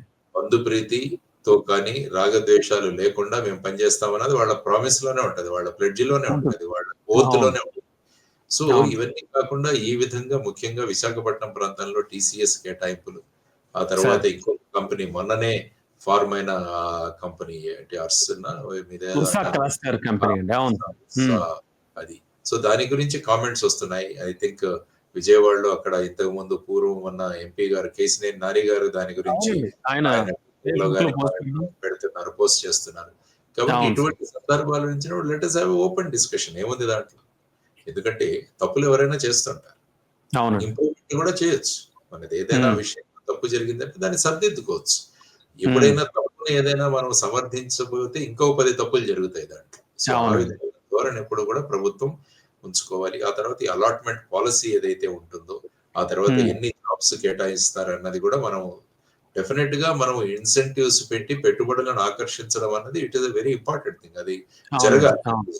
కానీ అది జరగాలన్న దాంట్లో కూడా ఆ పద్ధతి కూడా పారదర్శకంగా ఉండాలన్నది కూడా ఒక ప్రిన్సిపల్ మనది. యాక్చువల్‌గా ప్రిన్సిపల్స్ ఆఫ్ గవర్నెన్స్‌లో కరప్షన్ ఉండకూడదు. తర్వాత పారదర్శకంగా ఉండాలి. నెపోటిజం ఉండకూడదు. ఇవన్నీ కూడా ప్రతి అలొకేషన్ కూడా విత్ రీజనింగ్ ఉండాలి. విత్ స్పీకింగ్ ఆర్డర్ ఉండాలన్నది జనరల్‌గా మాకు గవర్నెన్స్‌లో బోధించే విషయాలు. కాబట్టి ఇందులో ఏదైనా అవకతవకలు జరిగితే దాన్ని రెక్టిఫై చేయాలి. ఏదైనా మిస్టేక్ జరిగితే దాని మీద యాక్షన్ కూడా తీసుకోవాలి అన్నది మనం ఆలోచించాలి. కానీ ఏమవుతుందంటే ఇవన్నీ జరుగుతున్న కొద్దీ జనరల్ డిస్కషన్ మొదలవుతుంది. ఏపీలో ఇన్వెస్ట్‌మెంట్ చేయాలా వద్దా? అన్న ఒక ధోరణి కూడా మొదలవుతుంది. ఎందుకంటే ప్రతి విషయంలో కూడా ఈ విధంగా జరుగుతోంది కాబట్టి ఎప్పుడు కూడా ఇన్వెస్ట్‌మెంట్ చేసేవాళ్ళు ఎప్పుడు కూడా ఆ రాష్ట్రంలో శాంతి భద్రతలు బాగున్నాయా? ఆ తర్వాత ఇన్సెంటివ్స్ ఏమన్నా వస్తాయా? మన సేఫ్టీ అండ్ సెక్యూరిటీ బాగుంటుందా అని ఆలోచిస్తాం. అందుకని మీరు చూస్తుంటే భారతదేశంలో మెయిన్‌గా తమిళనాడు, మహారాష్ట్ర అండ్ గుజరాత్‌కి ఎక్కువ ఇన్వెస్ట్‌మెంట్లు వెళ్తుంటాయి. ఈ మధ్య యూపీలో కూడా ఇన్వెస్ట్‌మెంట్లు బాగా మొదలయ్యాయి. కారణం ఏంటంటే లా అండ్ ఆర్డర్ ఇష్యూస్, తర్వాత వచ్చేసి పబ్లిక్ పీస్, ఆ తర్వాత గవర్నమెంట్ నుంచి వస్తున్న స్కీమ్స్, తర్వాత వాళ్ళ ఇచ్చే రాయితీలు వీటి మీద ఆధారపడి. సో కానీ మన రాష్ట్రంలో చూస్తే ఏది జరిగినా కూడా ఏదో ఒక కాంట్రవర్సీ మొదలవుతుంది మన దాంట్లో.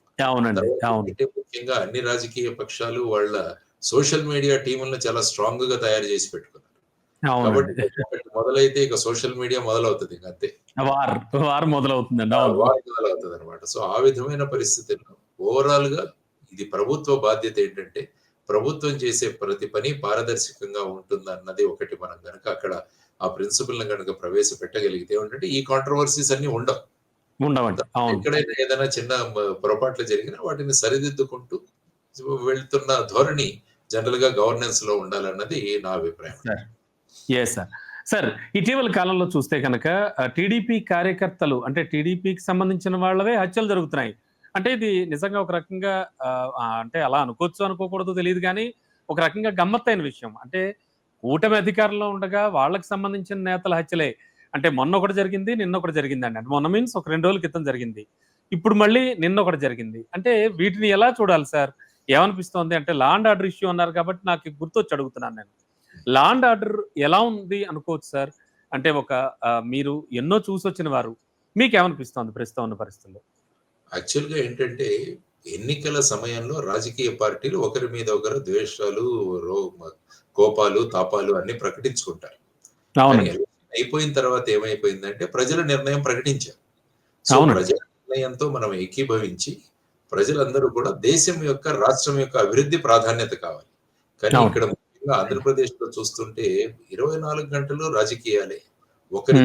ఒకరితో ద్వేషం, ఈ విధమైన హావభావాలు, ముఖ్యంగా వాళ్ళు మాట్లాడే మాటలు ఇవన్నీ కూడా చూస్తుంటే ఇవంతా కూడా డౌన్ ది లైన్ పర్క్యులేట్ అవుతుంది మీకు. అంటే గ్రామీణ ప్రాంతాలకి, మండలాలకి, వీటిలన్నిటికీ కూడా ప్రజలు ఒకరినొకరు శత్రువులుగా చూడడం మొదలు పెట్టేశారు. ఆ విధమైన పరిస్థితుల్లో లోకల్ గా ఉన్న పరిస్థితులు ఏవైతే ఉంటాయో ఆ ద్వారా మీరు అన్నట్టు వారు ఏ పార్టీ వాళ్ళైనా కావచ్చు, కానీ ఫైనల్ గా ఈ విధంగా హత్యలు జరగడం, ఈ విధంగా జరగడం అన్నది మళ్ళా రాష్ట్రం గురించి ముఖ్యంగా మన ఇన్వెస్టర్లు మాట్లాడుకునే దానికి ఇవన్నీ కూడా కారణీభూతం అవుతాయి. ఇలా జరుగుతున్నాయి పరిస్థితులు. మళ్ళా మనం వెళితే మనకు అక్కడ మన భరోసా ఉంటుందా లేదా అన్న భావన వాళ్ళకి ఒకసారి వస్తే వాళ్ళు ఎవరు రారు. ఆలోచన వస్తుంది ఖచ్చితంగా. ఇదేదో ఒకరి మీద ఒకరు పగలు తీసుకుంటున్నాం, మనం అక్కడ ఒకరి మీద ఒకరు మాట్లాడుతున్నాము, వాళ్ళని అది చేస్తాం, వీళ్ళని అది చేస్తాం, పోలీసు వాళ్ళ యూనిఫామ్లు విప్పేస్తాం, ఇలాంటి మాటలు మాట్లాడుతుంటే ఏమవుతుందంటే తాత్కాలికంగా ప్లేయింగ్ టు ది గ్యాలరీ బానే ఉంటుంది. అక్కడ ఉన్న కార్యకర్తల మనోభావాలు అది చేయడానికి వాడొచ్చు, కానీ దాని ప్రభావం రాష్ట్రం మీద ఎలా ఉంటుందని రాజకీయ నాయకులు ఆలోచించాలి. పోలీసులను దూషించడం ఎప్పటి నుంచో ఉంది, అన్ని పార్టీలు చేస్తున్నాయి. నాట్ ఓన్లీ పోలీసులు సంఘ విద్రోహులు ఉన్న వాళ్ళు ఉన్నారు, పోలీసులు ఊడిగం చేస్తున్నారు అన్న వాళ్ళు ఉన్నారు, పోలీసులు తొత్తులుగా చేస్తున్నారని ప్రతి ఒక్కరు మాట్లాడారు. సో మరి అందరూ వారు అధికారంలోకి వచ్చిన తర్వాత మళ్ళా ఈ సిస్టమ్ ని బాగు చేయొచ్చు కదా. సుప్రీం కోర్టు ఇచ్చిన ఈ పోలీస్ రిఫార్మ్స్ ఏవైతే ఉన్నాయో, పోలీస్ సంస్కరణలు ఏవైతే ఉన్నాయో వాటిని అమలు చేయవచ్చు కదా. డీజీపీని 2 సంవత్సరాలకు ఫుల్ ఫ్లెడ్జ్డ్ డీజీపీగా నియమించవచ్చు కదా. పోలీస్ స్టేషన్ లో ఉన్న సిఐలు గాని, ఇన్ఛార్జీలు గాని 2 సంవత్సరాలు మీకు ఎటువంటి ధోకా ఉండదన్న సుప్రీం కోర్టు చెప్పిన విషయాలు అదెందుకు అమలు చేయట్లేదు? స్థానిక ఎమ్మెల్యే లెటర్ ఇస్తే తప్ప అక్కడ పోస్టింగ్లు జరగట్లేదు అంటారు ఈ మధ్య. ఆ విధమైన పరిస్థితి ఏమవుతుందంటే ఫైనల్ గా విభాగాలు రూల్ ఆఫ్ లా అన్నది పక్కన పడిపోతుంది. ఎప్పుడైతే రూల్ ఆఫ్ లా పక్కన పడిపోతుందో లా అండ్ ఆర్డర్ ఉండదు, పబ్లిక్ ఆర్డర్ ఉండదు. అది ఫైనల్ గా వెళ్ళి మన ఇన్వెస్ట్మెంట్ల మీద ప్రభావం చూపిస్తుంది. ఇది రాజకీయ నాయకులు నేర్చుకోవాల్సిన అంశం. మనం 24 గంటలు రాష్ట్ర అభివృద్ధి కోసం వచ్చిన వాళ్ళు మనం ఆలోచించి ముఖ్యమైన నిర్ణయాల్లో ప్రతిపక్షాలను కూడా పిలిపించి వాళ్లతో చర్చించి ఈ విధంగా చేయాల్సిన అవసరం ఉంటుంది. ఎందుకంటే మీరు తమిళనాడు చూసుకోవచ్చు, అక్కడ డిఎంకే ఏడిఎంకే ఎంత గొడవ పడినా కూడా ఫైనల్ గా ఏదైనా ప్రాజెక్టు రాష్ట్రానికి వస్తుందంటే అందరూ కలిసి వెళ్తారు, కలిసి ఉంటారు. మహారాష్ట్రలో కూడా ఇదే పరిస్థితి. సో ఈ విధంగా ఏమవుతుందంటే ఎలక్షన్స్ అప్పుడు మీరు కొట్టుకోండి, ఒకరికొకరు తిట్టుకోండి, ఏదైనా మీరు చెప్పండి, మీ పథకాలు పెట్టండి, కానీ వన్స్ ఎలక్షన్స్ అయిపోయిన తర్వాత రాష్ట్ర అభివృద్ధి షుడ్ బి యువర్ ఎయిమ్, అంతే, గోల్.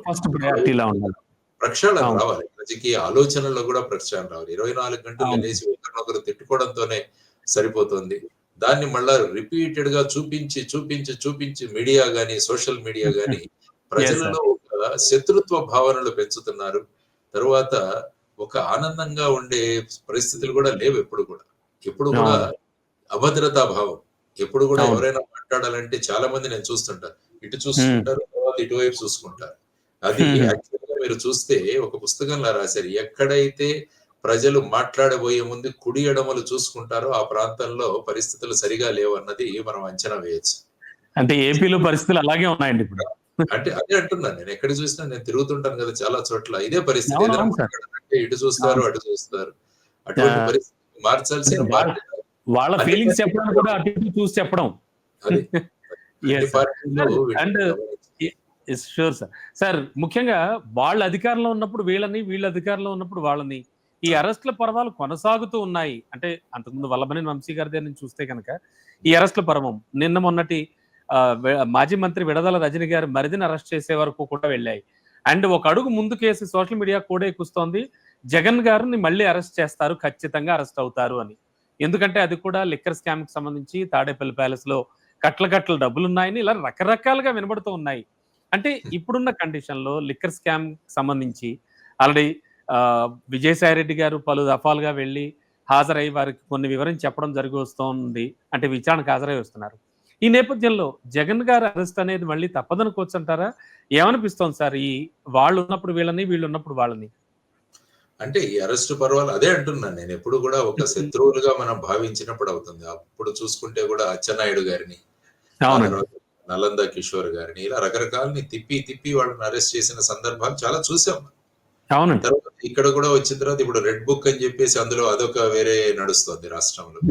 అవునండి, no doubt rule of law అన్నది ఉండాలి. తప్పు చేసిన వాళ్ళు ఎవరైనా, ఏ పార్టీకి చెందిన వాళ్ళైనా కూడా ఉపేక్షించడం అన్నది ప్రతి పార్టీ యొక్క లీడర్ ఆ క్యాడర్స్ కి చెప్పగలగాలి. ఆ పార్టీ వాడైతే ఒక నియమం, ఇంకో పార్టీ వాళ్ళైతే ఇంకొక నియమం, అది కాదు. రూల్ ఆఫ్ లా అంటే చట్టం ముందు అందరూ సమానులే అన్న భావన తీసుకోవాల్సిన బాధ్యతలు పార్టీ అధ్యక్షుల మీద ఉంది.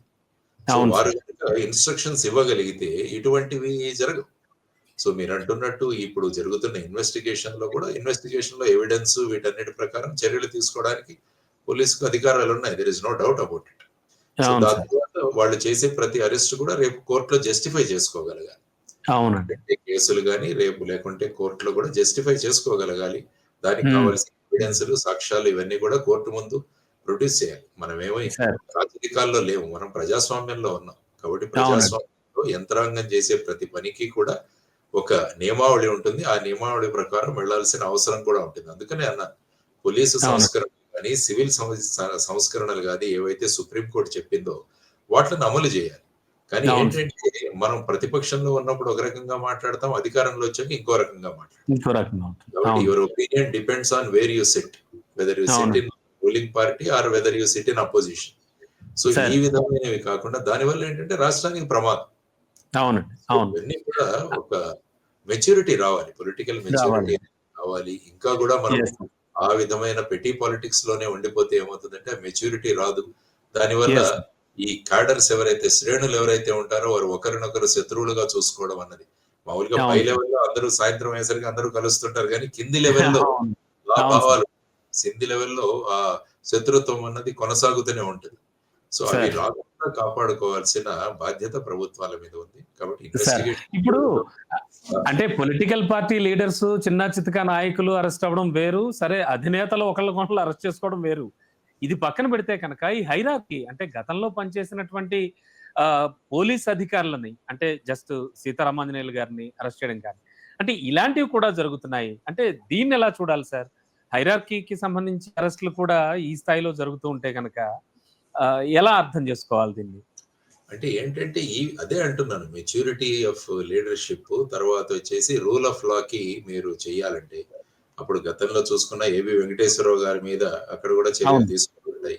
ఇప్పుడు ఈ హ్మ్. విధంగా తీసుకుంటున్నారు. కానీ హ్మ్. ఫైనల్‌గా ఏంటంటే మన రిఫార్మ్స్ ఏవైతే ఉన్నాయో రూల్ ఆఫ్ లా అమలుకి పొలిటికల్ పార్టీల ఏది ప్రమేయం లేకుండా సిస్టమ్ అన్నది నడవాలన్నది చేసుకోవాలి. అది అవును సార్. ప్రతి ఒక్కరు హ్మ్. చూసుకోవాలి. అంటే ఏమవుతుందంటే రేపు మన మీదే రావచ్చు ఈ విధంగా. ఆ అవునండి. విధంగా ఆలోచిస్తూ సిస్టమ్‌ను అభివృద్ధి చేయాలి ఎప్పుడు గూడా. హ్మ్. సాధారణంగా పొలిటికల్ పార్టీలు ఎలా అనుకుంటుంటాయి, పోలీసులు మన కనుసన్నల్లో ఉండాలి. మనం చెప్పినట్టు పని చేయాలి. ఎందుకంటే ప్రజలకు ఉన్న రాజ్యాంగ హక్కులు ఏవైతే ఉన్నాయో వాటిని ఆపే అధికారం కేవలం పోలీసుకు మాత్రమే ఉంది. అవును సార్. ప్రభుత్వం గురించి అభిప్రాయం వ్యక్తం చేయాలంటే ఆ రాష్ట్రంలో పోలీసు ఎలా పనిచేస్తుందన్న దాని మీద ప్రజలు ఆ ప్రభుత్వం పట్ల అభిప్రాయాన్ని ఏర్పడతారు. ఎందుకంటే వాళ్ళు యూనిఫామ్‌లో ఉంటారు. వాళ్ళ యాక్షన్స్ ఇమ్మీడియేట్‌గా ఉంటాయి. ఎఫ్ఐఆర్ అవునండి. చేయడము, హ్మ్. అరెస్ట్ చేయడము, హ్మ్. తర్వాత ఇవన్నీ కూడా ప్రజలు రోజు కూడా చూస్తూ ఉంటారు. సో అంటే ఇప్పుడు ఒకప్పుడు పోలీస్ అధికారులే అరెస్ట్ అవుతూ వస్తున్నారు సార్ ప్రెజెంట్ ఉన్న కండిషన్‌లో. అంటే ఏమవుతుందంటే అది మన రాజకీయాల ప్రమాణం, రాజకీయ నాయకుల పరిణితికి కూడా ఒక తార్కాణం. Yes తర్వాతొచ్చేసి sir. సంస్కరణలు ఏవైతే ఉంటాయో వాటిని ప్రవేశపెట్టకపోవడం. తరువాత యెస్. యంత్రాంగంలో ఎలా ఉంటుందంటే, మనం రాజకీయ పక్షాలకు దగ్గరవుతేనే మనకు పోస్టింగులొస్తాయి. మనం హ్మ్. రాజకీయ పార్టీలకు, నేతలకు దగ్గర కాకుంటే మనల్ని ఎక్కడో పక్కన పడేస్తారు. ఇటువంటిది హ్మ్. గూడా ఉంటుంది. అందుకనే అవును. మేమంటాం కెరియర్ ప్లానింగ్ పెట్టండి. ఒక వ్యక్తి ఆ! అసిస్టెంట్ కలెక్టర్ గాను, ఒక వ్యక్తి ఏఎస్‌పీ గాను స్టార్ట్ అయిన తర్వాత వాళ్ళ కెరియర్ ఏ విధంగా ఉంటుందన్నది ఒక డాక్యుమెంట్ ఉండాలి. Yes sir. తరువాత రాష్ట్రంలో పోలీసు యంత్రాంగం పనిచేసేదానికి స్టేట్ సెక్యూరిటీ కమిషన్ ఏర్పాటు చేయమని చెప్పేసి సుప్రీం కోర్ట్ చెప్పింది. కానీ హ్మ్. ఏ రాష్ట్రంలో గూడా ఆ సెక్యూరిటీ కమిషన్‌ని ఏర్పాటు చేయలేదు. లేదు. తరువాత హ్మ్. డీజీపీ అన్న వ్యక్తికి 2 సంవత్సరాల టెన్యూర్ ఉండాలని సుప్రీం కోర్ట్ చెప్పింది.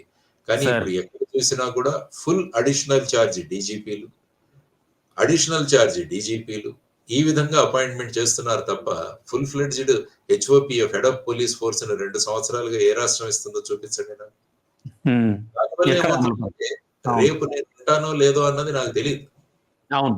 నువ్వు యెస్. ఇన్‌చార్జే కదా! రేపు తీసేయొచ్చు. కానీ అదే 2 సంవత్సరాలు టెన్యూర్ ఇస్తే డీజీపీ కూడా తెలుస్తది. నన్ను 2 సంవత్సరాలు ఎవరు డిస్టర్బ్ చేయలేరు. హ్మ్. కాబట్టి నేను రూల్ ఆఫ్ లా ఇవన్నీ తీసుకురావడానికి నా వంతు నేను ప్రయత్నం చేస్తానన్న కాన్ఫిడెన్స్ ఉంటుంది. అదే విధంగా పోలీస్ స్టేషన్ ఇన్‌చార్జ్ కూడా 2 ఇయర్స్ టెన్యూర్. అవునండి. ఇవన్నీ కూడా సుప్రీం కోర్ట్ సంస్కరణలో ఉన్నాయి గానీ ఎక్కడ అమలు అవ్వట్లేదు. హ్మ్. కాబట్టి అమలు చేయాలి. నిజంగా చిత్తశుద్ధి ఉంటే రాజకీయ నాయకులు వారు ఖచ్చితంగా ఈ దీన్ని ఇంప్లిమెంట్ చేయాలి. అందుకనే అవునండి. చెప్పింది. సీనియర్ మోస్ట్ ప్యానెల్ ఒకటి తయారు చేసి దాన్ని సుప్రీం కోర్ట్‌కు యూపీఎస్సీకి పంపిస్తే వాళ్ళు అందులోంచి ఒక ప్యానెల్‌ని తీసిస్తే ఆ ముగ్గురిలో ఎవరో ఒకరిని 2 సంవత్సరాల పాటు అపాయింట్ చేయాలన్నది సుప్రీం కోర్ట్ రూలింగ్. ఎక్కడవుతుంది యెస్. చూడండి. హ్మ్. దాంతో ఏమవుతుందంటే పోలీస్ ఎప్పుడు కూడా హైరార్కీ మీద ఆధారపడి ఉంటుంది. సార్. కాబట్టి యెస్. మిగతా డిపార్ట్‌మెంట్‌కి అంత ప్రభావం ఉండదు. కానీ పోలీస్ డిపార్ట్‌మెంట్‌లో హైరార్కీ చాలా ఇంపార్టెంట్. అంటే మన అవును సార్. టాప్ లీడర్‌షిప్ ఎలా ఉంటుందో దాన్ని బట్టి డౌన్ ది లైన్ బిహేవియర్ కూడా మారుతుందన్నమాట. సో, అవునండి. అందువల్ల ప్రభుత్వాలు ఇవి ఏవి ఆలోచించకుండా రాష్ట్రంలో శాంతి భద్రతలు బాగుండాలి. రూల్ ఆఫ్ లా అమలవ్వాలన్నవి ఈ సంస్కరణలు గనక పెడితే అమలవుతాయి. కానీ రాజకీయ పార్టీలకు అవద్దు. నేను చెప్పగానే సార్. వీళ్ళని అరెస్ట్ చేయాలి. నేను చెప్పగానే అవునండి. వీళ్ళని తీసుకురావాలి. ఆ విధమైన హ్మ్. వాళ్ళ అభిప్రాయాలుంటే ఈ సంస్కరణలు వాళ్ళు ఇంప్లిమెంటే చేయరు. సార్. ఇది ప్రజలు ఆలోచించాల్సిన అంశం ముఖ్యం. ఖచ్చితంగా సార్. సార్ అండ్ ఒక్కసారి తెలంగాణ పాలిటిక్స్ ఆలోచిస్తే గనక మొన్న టీఆర్ఎస్ అదే బీఆర్ఎస్ బహిరంగ సభ చాలా చాలా ఎక్కువ మంది హాజరయ్యారు. బావుంది. అయితే కేసీఆర్ గారి స్పీచ్ వినుంటారు మీరు. వైఎస్ఆర్ గారిని పొగుడుతూ చంద్రబాబు నాయుడు గారిని బాగా విమర్శించారాయన. అంటే దీన్ని ఎలా చూడాలి సార్? అంటే బీఆర్ఎస్ ఇదే అధినేత అనుకుంటాం. మనం ప్రతిపక్షంలో ఉంటే అందరిని తిట్టాలనే అనుకుంటాం. జనరల్‌గా ఇది సార్. మనం అనుకుంటున్న విషయం. కానీ సార్. ఏదైనా విషయం చేస్తే ఆయన ఏమన్నారంటే వైఎస్ఆర్ గారి గురించి ఆయన హ్మ్. ప్రవేశపెట్టిన ఈ మన ఆరోగ్యశ్రీ. ఆరోగ్యశ్రీ. Yes sir. ఆరోగ్యశ్రీ నేను వచ్చిన తర్వాత కూడా దాన్నేమి మార్పులు చేయలేదని అన్నారు. అవునండి. అంటే ఇదే కంటిన్యూటీ అన్నది చాలా ముఖ్యమైన అంశం. ఏదైనా మంచి ఆ! పథకాలుంటే దాన్ని అవునండి. ఇర్రెస్పెక్టివ్ ఆఫ్ యువర్ పొలిటికల్ పార్టీలకు అఫిలియేషన్ అతీతంగా. అవును సార్. ఎవరు ప్రవేశపెట్టారు అన్నది చేయాలి. కానీ హ్మ్. దురదృష్టవశాత్తు మన రాష్ట్రంలో ఏమవుతుందంటే, మన రాష్ట్రాల్లో ఆ నాయకుల పేర్లు పెట్టుకుంటున్నారు ఈ స్కీములకి. హ్మ్. ఇప్పుడు చూడండి కేంద్ర ప్రభుత్వంలో మీరు చూస్తే ఎక్కడా కూడా నరేంద్ర మోడీ పథకం అని ఎక్కడా ఉండదు. హ్మ్. ప్రధాన్ అవును సార్. మంత్రి ఆవాస్ యోజన, ప్రధాన్ అవును. మంత్రి గ్రామీణ్ సడక్ యోజన, సడక్ యోజన. అవును. ప్రధాన్ మంత్రి పోషణ్ ఇలాంటివి ఉంటాయి. అవును. సో అవును. ఇవన్నీ ఏంటంటే ప్రధాన మంత్రి ద్వారా జరిగిన అంటే కేంద్ర ప్రభుత్వ పథకాలు అని ఉంటాయి. సో హ్మ్. ఇక్కడ కూడా అదే విధంగా ముఖ్యమంత్రి ఈ విధంగా ఈ పథకం అలాంటివి పెట్టాలి. కానీ మన దాంట్లో ఏమైపోయిందంటే వాళ్ళ సొంత పేర్లు పెట్టేసుకుంటుంటారు. అంటే ప్రాంతీయ పార్టీల వల్ల వీళ్ళకి వస్తున్నటువంటి అనేసి ఆలోచన అంటారా ఇది? ఆలోచన అంటారు. అందుకని మెచ్యూరిటీ కావాలంటున్నాను. You maturity should levels. Mature yes in the sir. Overall term. లేదంటే ఈ హ్మ్. అన్న పథకం, ఈ అన్న పథకం, ఈ అన్న పథకాలు వచ్చి వేరే అన్న వస్తే ఈ అన్న పథకాలన్నీ కూడా క్లోజు. ఇంకొక అన్న వస్తే అవును. ఈ అన్న పథకాలన్నీ క్లోజు. కాబట్టి ఈ అవును. విధంగా చేస్తుంటే కంటిన్యూటీ ఎక్కడ ఉంటుంది చెప్పండి? అందువల్ల అవునండి. ముఖ్యమంత్రి ఒక పథకం పెట్టండి. ఇప్పుడు అమ్మఒడి, అవును. హ్మ్. ముఖ్యమంత్రి విద్యార్థుల సహాయ నిధి అలాంటిది అవును. ఏదో ఒకటి పేరుతో వస్తే అది వచ్చే ముఖ్యమంత్రి ఎవరైనా వేరే ఉన్నా కూడా వాళ్ళు కంటిన్యూ చేస్తారు. లేకుంటే చేస్తారు. ఏమవుతుంది ఈ పేరుతో వచ్చిందని వెంటనే దాన్ని ఆపాలన్నది వాళ్ళకు సహజంగా అవును. కనిపిస్తుంది. సో మొన్న కేసీఆర్ గారు అన్నది కూడా ఇదే సార్. ఖచ్చితంగా ఆరోగ్యశ్రీ అనేది నేను కొనసాగించాను అని చెప్పారాయన. సాధించాలన్నారు. ఎందుకంటే అఫ్‌కోర్స్ అంటే పథకం ఒక బాగుంటే విధంగా దాన్ని కంటిన్యూ చేయాలి. పథకం అవునండి. బాగుంటే దాన్ని కంటిన్యూ చేయాలన్నది వారు మాట్లాడిన అంశం నేను విన్నది. అది. అదే అండి. అదే. అండ్ చంద్రబాబు నాయుడు గారిని కూడా ఆయన పట్టుకుని ఒక మాట అనడం జరిగింది. తెలంగాణ అనే పదం వినపడకుండా చేశారు, రూలింగ్ ఇచ్చారు అంటూ కూడాను. ఎందుకంటే అప్పుడు తర్వాత యాక్చువల్‌గా తెలంగాణ ఏర్పడడానికి అన్ని పార్టీలు లెటర్‌లిచ్చాయి. అవునండి. తెలంగాణ అవును. ఫార్మేషన్ అప్పుడు ఉన్నప్పుడు అన్ని పార్టీలు కూడా బకాయిదా వాళ్ళ సంతకం పెట్టించారు. తెలంగాణ రాష్ట్రం ఏర్పడాలి అన్నది. అవును సార్. ఎందుకంటే పొలిటికల్ పార్టీలో కూడా అన్‌ఎంప్లాయ్‌మెంట్ ఉంటది. వాళ్ళు కూడా ఎంప్లాయ్‌మెంట్ జనరేట్ చేయాలి గదా! పొలిటికల్ అవునండి. ఎంప్లాయ్‌మెంట్ కూడా వాళ్ళ బాధ్యత. అందుకనే అదే. జిల్లాల సంఖ్య పెంచుతుంటారు. సో దట్ జిల్లా పరిషత్ ప్రెసిడెంట్‌లు తర్వాత ఇవన్నీ కూడా పెరుగుతారు. కాబట్టి కార్పొరేషన్ ఇవన్నీ ఆ చైర్మన్‌లు. విధంగా జరుగుతున్న చర్యలన్నమాట. So yes. ఈ యెస్. విధంగా మనం ఆలోచించాల్సిన అవసరం. Sure sir. Sir Revanth Reddy గారి పాలనకు సంబంధించి ఎలా ఎలా ఉందంటారు? మీ వాళ్ళు దృక్కోణం నుంచి వినాలి ఖచ్చితంగా. ఒక సంవత్సరం వారు పూర్తి చేశారు. 1.5 సంవత్సరం అయిందనుకుంటాను ఆల్‌మోస్ట్. So, sir. ఆ విధంగా వారు ముందుకు వెళ్తూ ఉన్నారు. ముఖ్యంగా ఇంకా ఒక నలుగురు, ఐదుగురు మంత్రులను కూడా నియమించలేదు ఇంతవరకు కూడా. అది ఎప్పుడు కూడా ప్రతిసారి అవునండి. ఢిల్లీకి వెళ్తున్నప్పుడు పార్టీ ఇదిగో వాళ్ళు అదిగో అంటున్నారు. పంపిస్తుంటారు. ఇదిగో, హ్మ్. అదిగో అన్నట్టు ఒకటి జరుగుతుంది. ఆ తర్వాత అవునండి. వారు ముఖ్యంగా ఇక్కడ బేసిక్ తెలంగాణకు అడ్వాంటేజ్ అంటే హైదరాబాద్. అవును. హైదరాబాద్ అనేది ఆటో పైలట్ మోడ్‌లో నడుస్తుంటది. అవునండి. అన్‌డౌటెడ్లీ. ఆంధ్రప్రదేశ్ అభివృద్ధి అన్నది సారీ హైదరాబాద్ అభివృద్ధి అన్నది అది ఆటో పైలట్‌లో జరుగుతూనే ఉంటుంది. ప్రతి అవును. ఒక్కరు వచ్చిన వాళ్ళు హైదరాబాద్ అభివృద్ధి కోసం చాలా ప్రయత్నించారు. There is no doubt about it. So, అవును. ఇప్పుడు ఈ ప్రభుత్వం కూడా ఆ విధంగా అభివృద్ధి చేస్తూ మూసీ రివర్ ఫ్రంట్ చేయాలి. మూసీ ప్రక్షాళన చేయాలని వారు కూడా ఒక 1,00,00,00,000 అవునండి. బడ్జెట్‌తో ఒక వినూత్న పథకాన్ని వారు కూడా ఆలోచించడం జరిగింది. తర్వాత పెట్టుబడుల కోసం దావోస్ గాని, ఆ తర్వాత అమెరికా పర్యటన మొన్నే జపాన్‌కి కూడా వెళ్లి వచ్చారాయన. సో, ఆ అవును. విధంగా పెట్టుబడులు ఎలా ఆకర్షించాలన్నది కూడా ఒక ప్రధానమైన అంశంగా ముందుకు వెళుతున్నారు. ఏ రాష్ట్రం చూసినా ఫైనల్‌గా ఏంటంటే ఫైనాన్సెస్ మన యెస్. ఖజానా మీద ఆధారపడి ఉంటుంది. ఈ అవును ఉచితాల సార్. వల్ల ఏమైపోతుందంటే ప్రతి రాష్ట్రానికి కూడా ఈ ఖజానా అన్నది పెద్ద సమస్యగా మారింది. అవును. ఇప్పుడు తెలంగాణ చూసుకున్నా కూడా సంవత్సరానికి సుమారుగా 43,000 రూపాయలు అప్పుల మీద ఇంట్రెస్ట్ కట్టాలి. అవునండి. తర్వాత కొత్త అప్పులు తీసుకురావాలి. సో, ఈ విధమైన పరిస్థితులలో వారు ముందుకు వెళుతున్నారు. కానీ ఎడ్యుకేషన్ రంగంలో ముఖ్యంగా ఇంటిగ్రేటెడ్ స్కూల్స్ అన్నది డెవలప్ అవునండి. చేస్తాం. ఒక కాన్సెప్ట్ అవును. అన్నది వారు. తర్వాత చాలా ప్రతిష్టాత్మకంగా తీసుకున్నారు వీళ్ళు. అవును సార్. హ్మ్. స్కిల్ యూనివర్సిటీ అన్నదొకటి ఆనంద్ మహేంద్ర గారి చైర్మన్‌షిప్‌లో స్కిల్ యూనివర్సిటీ ఒకటి తీసుకురావడం. ఆ యెస్ తర్వాత సార్. వచ్చేసి ఇప్పుడు ఉన్న వర్గీకరణను ఇంప్లిమెంట్ చేస్తాము. తర్వాత సెన్సస్ గూడా అమలు చేయడం. ఇవన్నీ కూడా కొన్ని చేశారు. తర్వాత రైస్ వీట్ ప్యాడీ ప్రొక్యూర్మెంట్ కూడా క్వింటాల్కు 5,500 రూపాయలు ఇస్తామని, ఆ అవును తర్వాత సార్. కొన్ని పథకాలు ఫ్రీ ఆర్టీసీ బస్సు ఇవన్నీ కూడా మొదలు హ్మ్. పెట్టారు. మళ్ళా కూడా అవును. చూడాలి మిగతా వాళ్ళ హామీలు ఏ విధంగా ఉన్నాయి. తర్వాత ఇందిరమ్మ ఇళ్ళని కూడా వాళ్ళు మళ్ళా మొదలు పెట్టారు. ఇవన్నీ కూడా అవునండి. సో ఆ విధమైన కసరత్తుతో వారు ముందుకు వెళుతున్నారు. ఆయన వాగ్దాటితో కూడా ఆయన ముందుకు వెళ్ళే నేత రేవంత్ రెడ్డి గారు.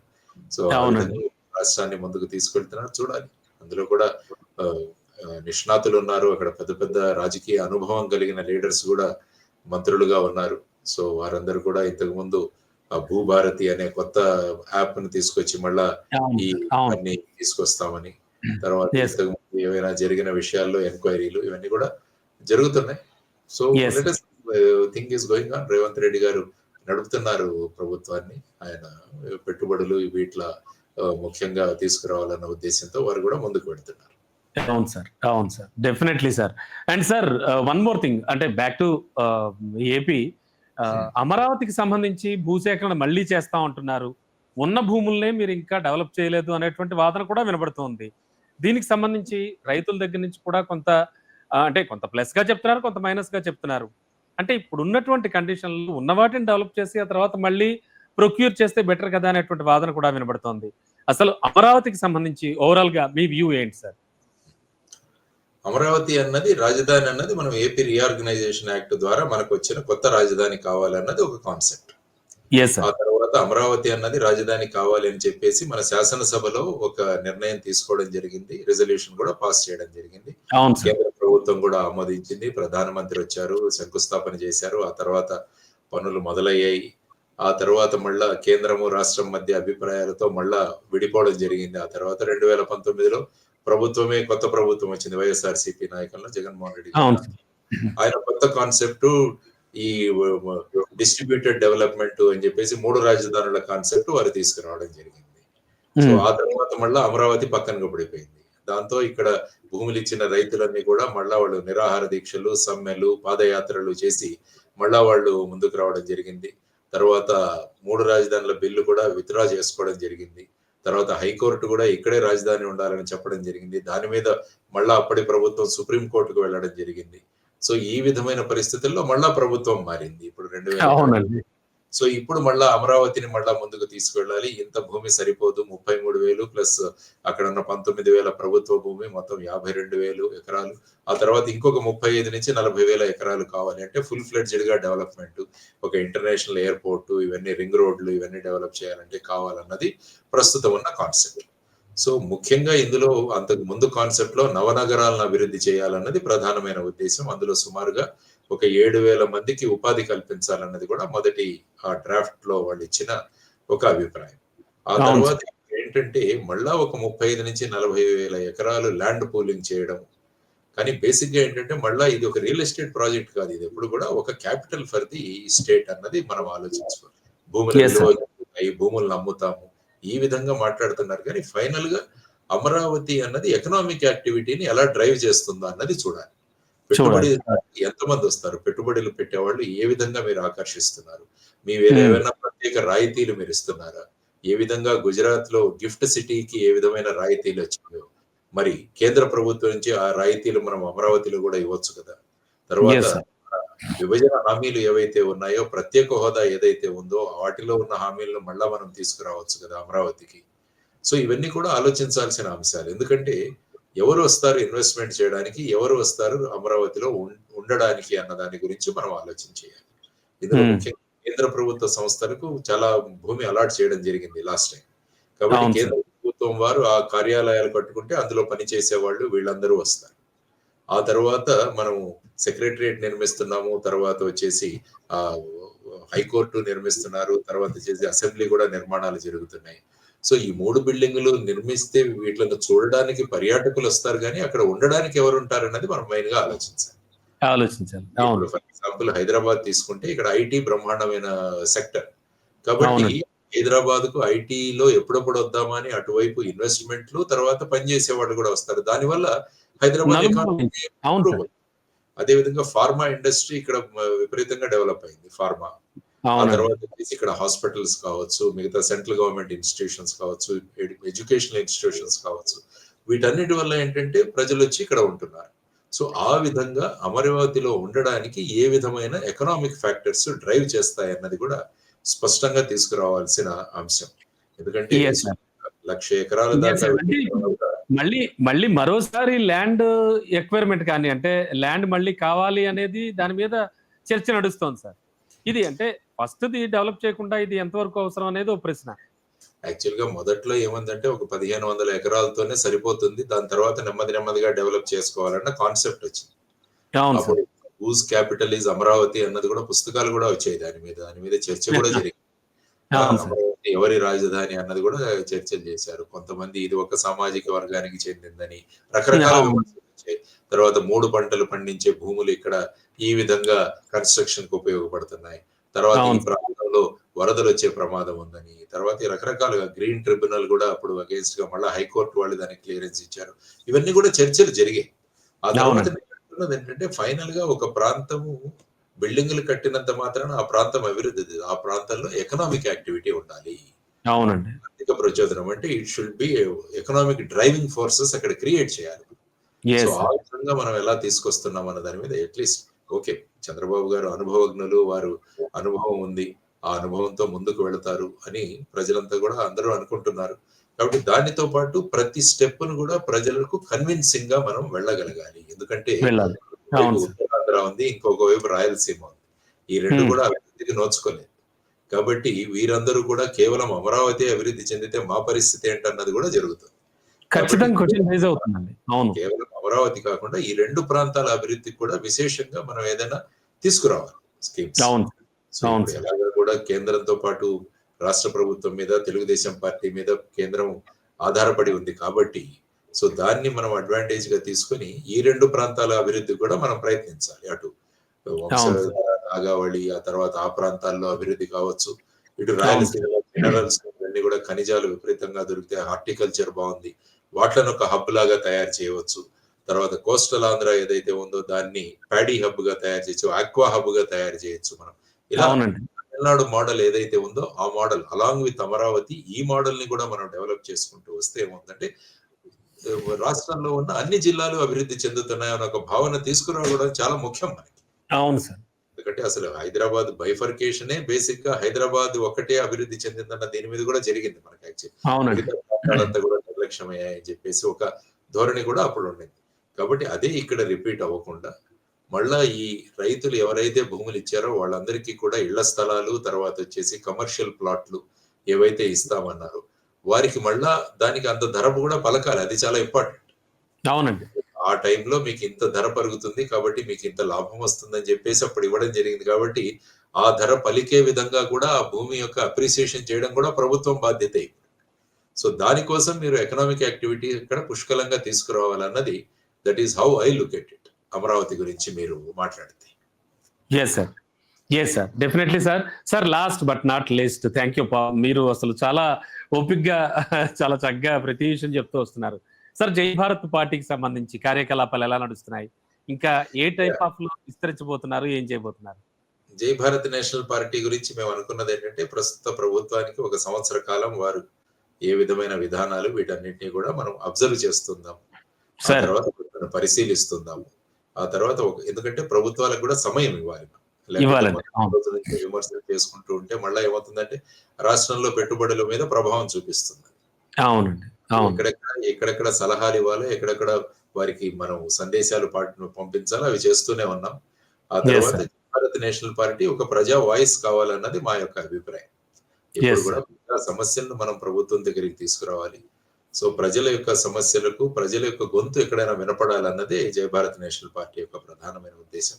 తర్వాత యెస్. మేనిఫెస్టోని తయారు చేయడం జరిగింది. ఆ మేనిఫెస్టోని గనుక ప్రభుత్వం ఒకసారి చూడగలిగితే హ్మ్. అందులో డీసెంట్రలైజేషన్ అన్నది ప్రధానంగా మేము మాట్లాడాం. ఓహ్! ప్రతి నియోజకవర్గానికి 100 కోట్ల రూపాయలు సంవత్సరానికి కేటాయించాలని, ప్రతి గ్రామ పంచాయతీకి 1 కోటి రూపాయలు సంవత్సరానికి కేటాయిస్తే అప్పుడు డీసెంట్రలైజ్ అవుతుంది. కానీ ఇప్పుడు అవునండి. టెండెన్సీస్ ఏంటంటే ఎవ్రీథింగ్ ఈజ్ సెంట్రలైజ్డ్. ప్రతిది కూడా మా అవును. చేతిలో ఉండాలి. మా అవునండి. దగ్గరికి అవును. వచ్చి అడగాలి అన్న భావనలు ఉంది. కాబట్టి ఏ రాజకీయ పార్టీ కూడా సెంట్రలైజ్డ్ పాలిసీస్ తోనే ఉంటది. కానీ మేము అవును. మొట్టమొదటిసారిగా డీసెంట్రలైజ్ చేయండి ప్రతిది కూడా. ప్రతి యెస్ సార్. నిర్ణయం కూడా డీసెంట్రలైజ్ చేయండి. ఏ మంత్రికి ఎవరికి కూడా సెక్యూరిటీ అవసరం లేదు. అందరూ ఫ్రీగా తిరగగలగాలి. మనకెందుకండి గన్‌మ్యాన్‌లు? మనకెందుకు గన్‌మ్యాన్‌లు? ప్రజలు మనం ప్రజాప్రతినిధులం. ప్రజల్లో ఫ్రీగా తిరగగలగాలి. ప్రజలను తోసేసేయడం, వాళ్ళని ఇలా చేయడం, మనం ప్రజా సేవకులన్న భావనలు మనలో ఉండాలి. తర్వాత వీళ్ళకి కూడా ట్రైనింగ్ ఇస్తూ ఉండాలి. యాక్చువల్‌గా ఎమ్మెల్యేలకు, ఎంపీలకు ట్రైనింగ్ ఇవ్వాలి. ఎందుకంటే సడన్‌గా వీళ్ళు ఎమ్మెల్యేలు అయిపోతారు. తర్వాత అసలు రాజ్యాంగం ఏంటి? చట్టాలేంటి? ఏ విధంగా మాట్లాడాలి? శాసనసభలో ఎలా మాట్లాడాలి? ఇవన్నీ కూడా అవగాహన ఉండాలి. ప్రతి రిఫ్రెషర్ కోర్సెస్ జరుగుతుండాలి. మాకు సర్వీస్‌లో ఉన్న మాకే ప్రతి 2-3 సంవత్సరాలకి రిఫ్రెషర్ కోర్సెస్ జరుగుతుంటాయి. కొత్త ఏవొచ్చాయి ఇవన్నీ తెలుసుకోవడానికి. సో, ఆ విధంగా తీసుకొస్తూ సో, ఇటువంటి విధానాలు తీసుకురావాలన్నది ముఖ్యంగా తర్వాతొచ్చేసి ఉపాధి కల్పన అన్నది కూడా చాలా ముఖ్యమైన అంశం.